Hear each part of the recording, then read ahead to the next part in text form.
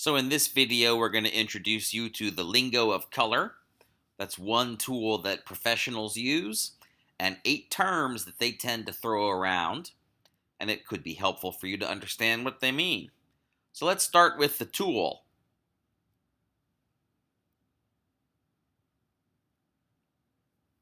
So let's turn to the lingo. The first 2 terms I want to introduce you to are primary and secondary colors. And the primary colors are red, yellow, and blue.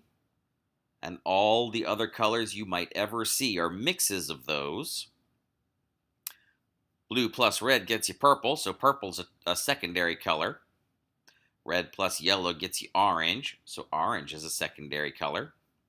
Yellow plus blue equals green, so green is a secondary color.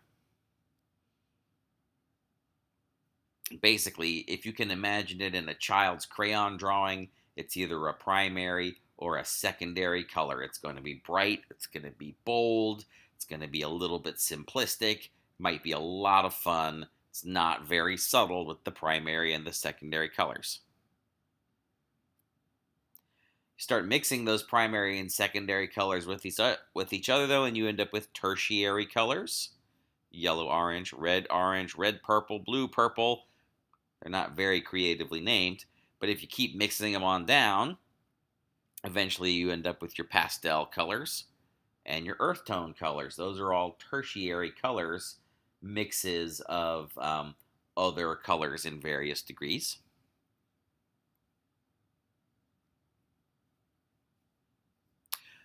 Colors on this half of the color wheel, yellow, orange, red, those are the warm colors. They're warm because they resemble colors you would see in a campfire. The colors on the other side of the color wheel, greens, blues, and purples, those are the cool colors. Imagine standing on a glacier at sunset, and brrr, it's cool.